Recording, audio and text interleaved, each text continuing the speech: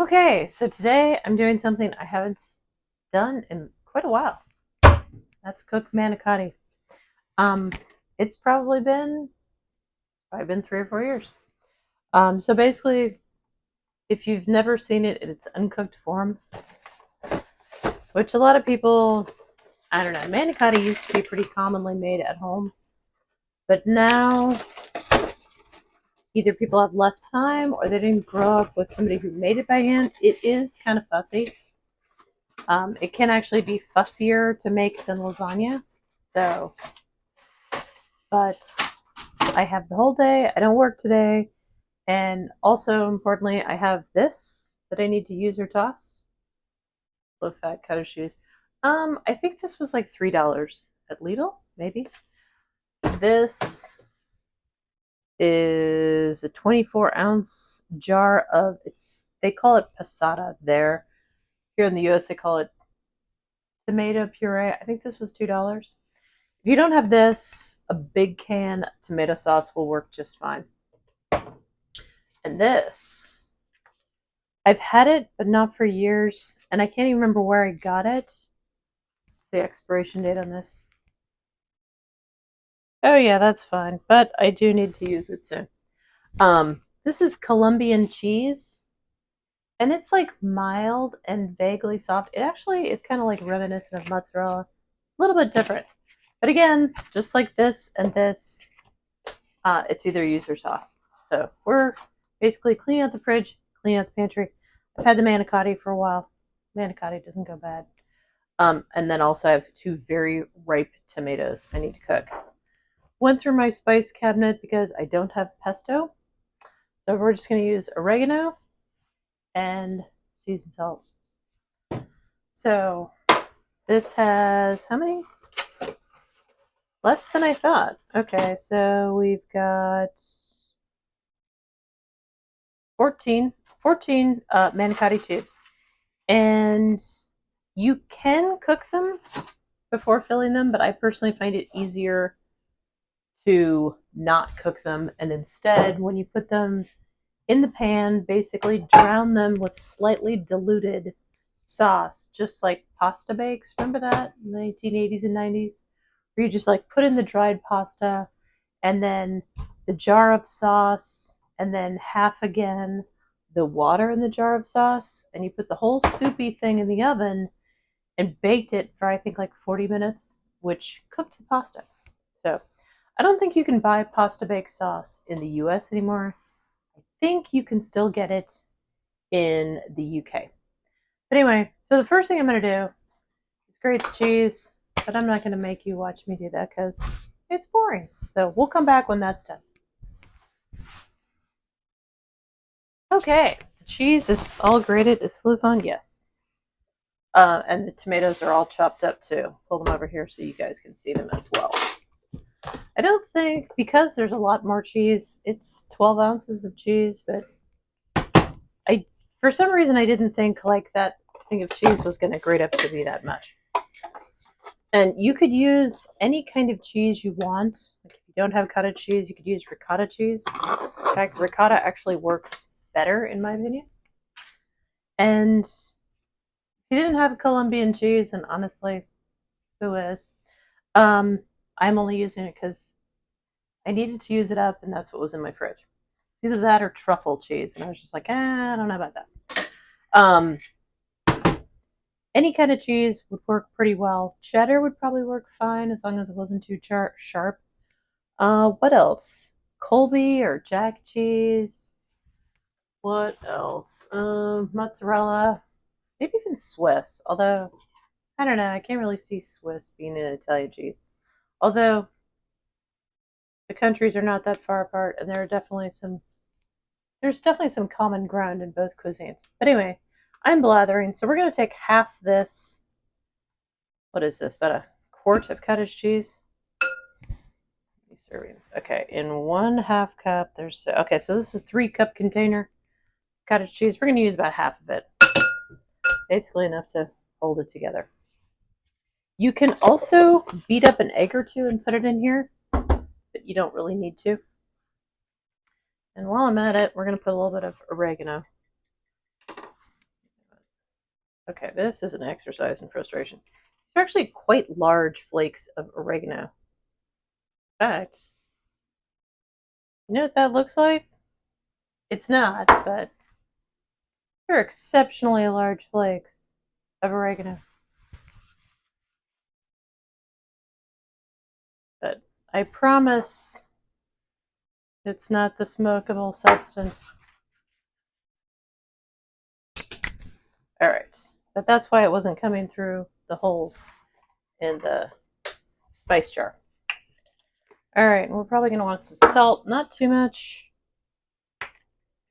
You know, sitting here rethinking how much sodium is in the tomato sauce. I don't want to make this too salty. Oh, there's like almost no sodium in there. For a quarter cup, it's only 80 milligrams. Okay, I'm not going to worry about that a whole lot. How much is in the cottage cheese? 350. Okay, not an insane amount. So we can put some seasoning salt in here. I would estimate there's probably about a tablespoon of oregano in there. And I don't even know how much seasoned salt. Salt is very much a personal thing. So some people like very salty foods, some do not. So wing it, live a little. All right, now the question is, how loose is this mixture? Because you want something loose enough so that you can pack it in the Manicotti tubes. So I think what I'm going to need to do is put some of this in there, which will also give it some flavor as well. Let's try that. And if anybody's wondering why I'm using a coffee spoon to stir this with, I'm going to be using the coffee spoon also to stuff it in the tubes, because as you can see, the hole is kind of petite. But I think for now, we need something a little more heavy duty. That's more like it. We're going to combine this all, and we're going to stuff the tubes, and then we're going to put them in a greased pan. I'm going to need some more tomato sauce. This is actually more of like a puree than a tomato sauce. So I think I'm actually going to cut this a little bit with water so that we end up with a thin enough sauce that will cook the manicotti pasta tubes. I'm going to do that in a minute. All right, I'm going to take my coffee spoon, scrape this off. So 1 package of manicotti, a bunch of tomato puree. There's 24 ounces right there. I'm using 2 large tomatoes, but you could also use a can of like diced tomatoes. Half of a 24-ounce container of cottage cheese, and 12 ounces of like whatever kind of cheese you want to put in there. We're going to grease up this dish. I just use generic Pam. I suppose I should say cooking spray, but my mom always called it Pam, so that's what I call it. All right, I'm going to stuff a couple, but first we're going to put some tomatoes in the bottom because I want their moisture to be somewhat absorbed by, you know what, we might just actually put all of them in the bottom. Yep. And then put the pasta tubes on top of that. There we go. I was thinking, I wonder if 2 tomatoes is too many.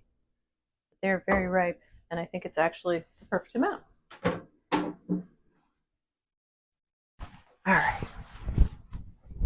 So now, I'm not going to make you watch me stuff all the tubes. That would be pretty boring. So a coffee spoon works best. If you don't have a coffee spoon, the other option is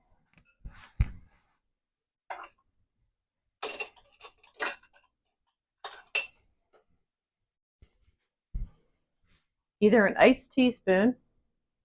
You can find these at thrift stores all the time. Oh, and it's another iced teaspoon. I don't have any matching ones. I thought I had a grapefruit. Well, I probably do. Yes. Grapefruit spoon is also pretty handy. See the serrated? Yeah. It's also pretty handy, but we're going to try the coffee spoon first. And what I tend to do is balance it in the cup of my hand so the cheese mixture does not leak all over the place. We're going to see if this works. Cheese mixture is a little bit stiff. And this is the fiddly part of it. It's not that it is difficult per se to get the cheese in, it's just fiddly. And it's been quite a while since I've done this, so I forgot how fiddly it is.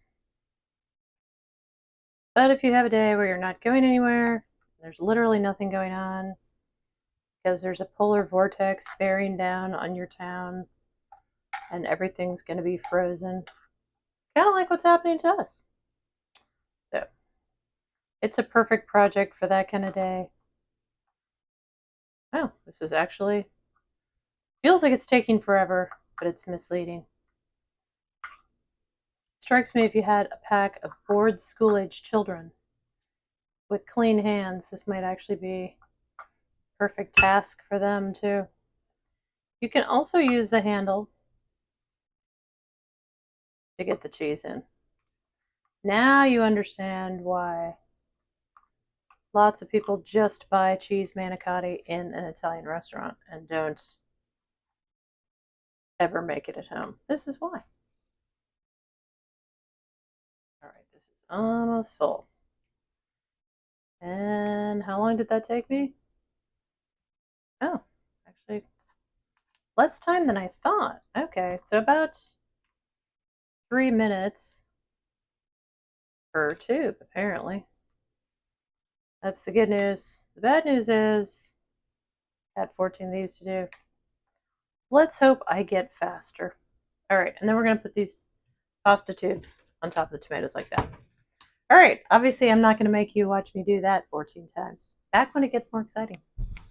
Okay, as some of you probably guessed, I definitely got faster at it the more I did. So what helped was thinning it out a little bit more, a little more of the tomato puree. And also I found I didn't need to cup it in my hand. One finger was enough, and using a smaller amount on the spoon and just kind of letting it fall down the manicotti tube helped a lot. So it's not one of those things that's ever going to go super fast, but with practice, I've found that I started getting a whole lot faster on about like the fourth tube. So it turned out not to be quite as fiddly as I thought, and by some magic, it appears that I'm going to have exactly the amount of filling I'm going to need. The other little hack I discovered was you can stuff from both ends. When you're almost full, you can flip it over and fill the other end. Now, while I have enough filling, I'm running out of pan space, so this might be a little tricky. So I think I'm just going to move everything over and see if I can somehow fit this in magically. I don't know if it's going to work or, well, maybe. Okay. So now I'm going to wash my hands and reposition the camera. Okay, so now that we've got all those stuffed with the cheese mixture, we're going to pour on the tomato puree. But as you can see, we've got about 2/3 of this left, and I'm going to run some water in it and shake it up.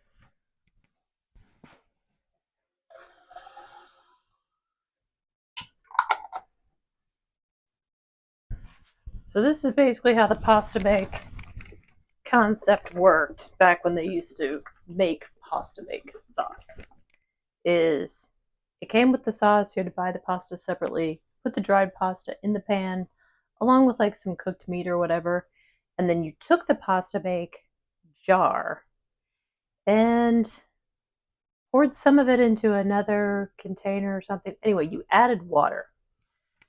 So you took this sauce that looked like regular sauce in the jar, and reconstituted it almost to make like a thin sauce that the dry pasta would absorb.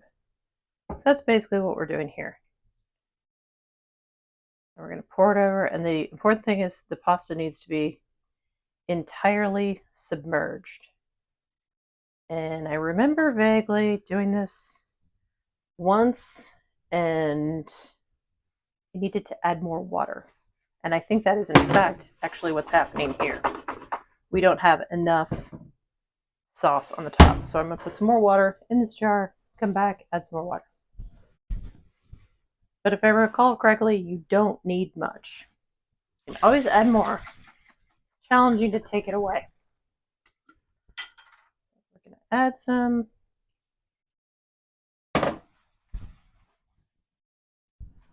And then kind of move things around to make sure everything is submerged enough. And now I'm kind of thinking like maybe I should have put the tomatoes on the top. In fact, I think I should have. Oh well, like I said, I have not made this in a long time. And last time I made it, I did not use fresh tomatoes because I didn't have extra fresh tomatoes. We're currently functioning under a plethora of too many tomatoes in the house. And just like avocados, they all tend to become ripe all at once. And I'm sure that has to do something with the gases that they emit. Insert tacky joke here. Causing them all to ripen at roughly the same time. Anybody who's ever worked in produce at a grocery store knows exactly what I'm talking about. Or if you've ever needed to ripen avocados and you grab some ripe apples or something and throw them in a bag with avocados, it's a useful trick. It does work. But I failed to remember that principle when I put all the tomatoes from a seasonal roots order, which is a produce delivery service we use, all in the same bowl together, not realizing that, of course, they were all going to ripen at the same time. I think this might work. I might have to, halfway through the baking time, I might have to pull them out and turn them or add more water. But it looks somewhat okay. I'm going to add a little more, because if they don't have fluid on top of them, part of them will cook and part of them will remain dry, and we want to avoid that. So I think we've got everything safely. Get under there. No, I don't think Manicotti are sentient. I don't actually believe that they can hear me. If they are sentient, we have bigger problems. All right. So eventually this will have cheese on top of it as well, but we're not going to add it now because we might need to add more sauce. So this is at 400 degrees Fahrenheit, which is 165 Celsius. I'll look it up and tack it here. But anyway, it's 400 degrees Fahrenheit, and we're going to put this on for 40 minutes. It's definitely going to take that. It might need an hour. I need to look it up. We're going to find out together. And in it goes. And we'll be back later.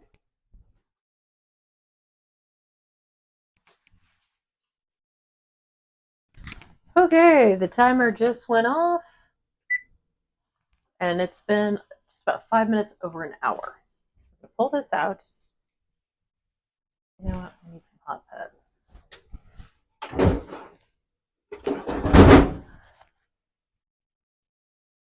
And from experience, I have found that lasagna and manicotti do much better if you let them sit for about 10 minutes. So we're going to pull this out, let it sit for at least 10 minutes.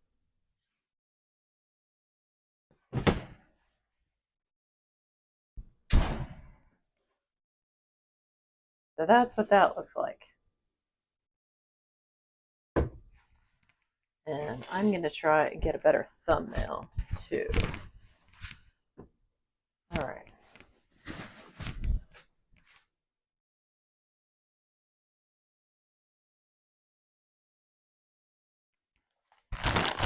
Okay, when I checked on it about a half an hour in, it was looking a little dry, so I ended up adding an 8 or 7.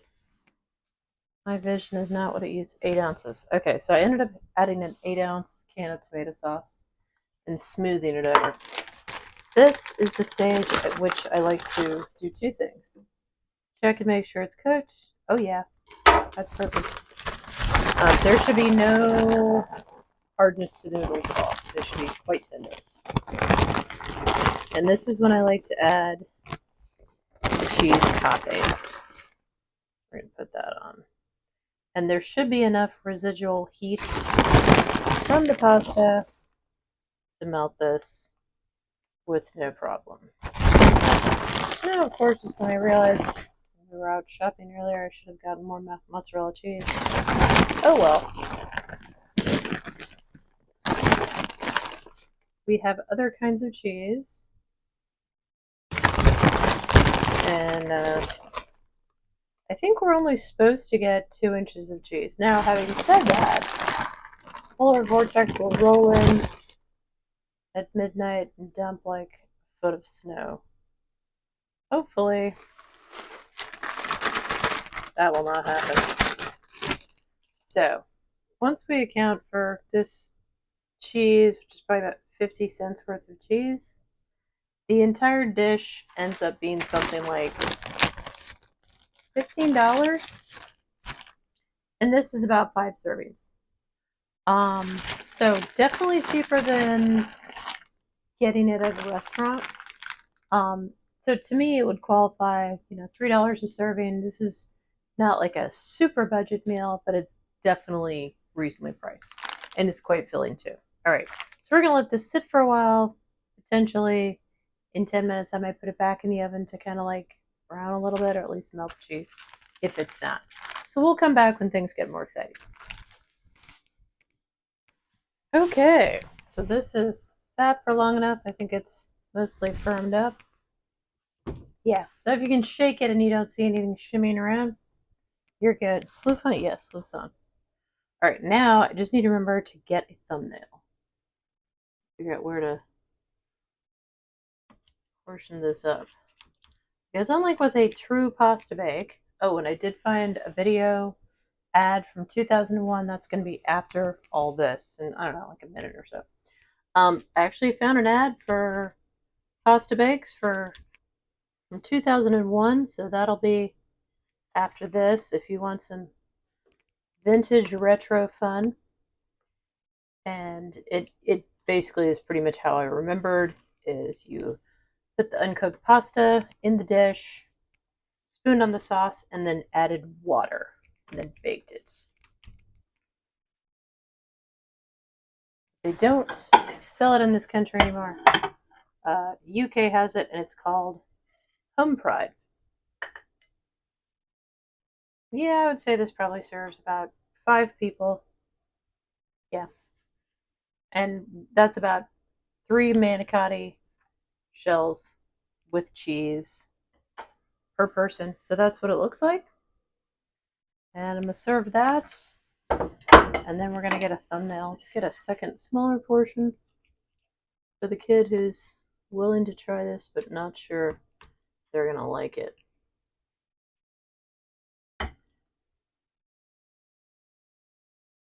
One manicotti noodle, I guess. I think that might actually be 2. All right, let's start them off with that. Okay, we'll come back when it's more exciting for a taste test. Okay, now it's my turn to taste it. Let's see what I think. All right. I'm hungry, but not exceptionally hungry.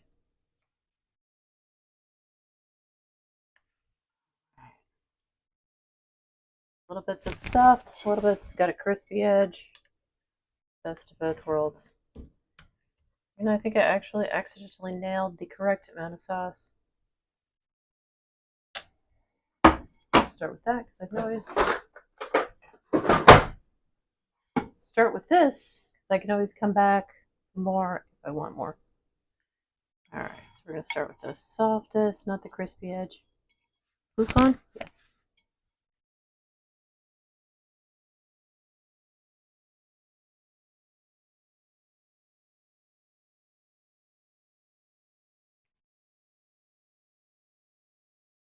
You know, I think the Colombian cheese actually worked pretty good with this.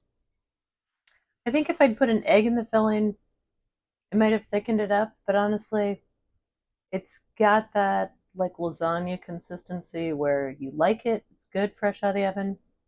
I feel like this will be better later after it's had a chance to cool down. Probably this will be better as leftovers. But this is pretty good just as it is.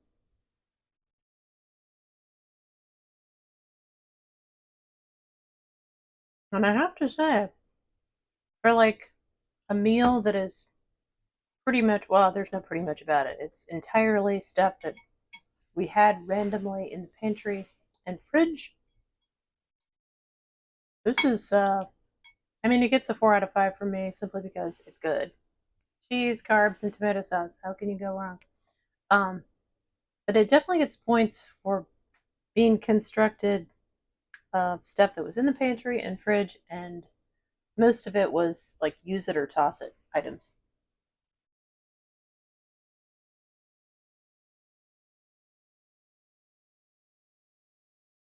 The edge piece is even better. Okay, I'm totally going to go off and slay the rest of this for dinner. If you like this kind of content, I do a lot of cooking stuff. I also do produce delivery unboxing, product reviews of stuff that comes in the produce unboxings, some travel stuff, occasionally some wildlife, random stuff, but most of it's cooking or food reviews. So if you like that, think about hitting like and subscribe. But even if you don't, have a fantastic day. Hey, that's new. Prego pasta bake sauce. We're about to become a delicious oven-baked dish, my dearie sweetie. We're not cooked! Oh! New Prego pasta bake sauce is made specially for uncooked pasta. Just pour it on, add water, bake with cheese and soup. Wow! We're an ooey gooey oven-baked family favorite. Oh, you Prego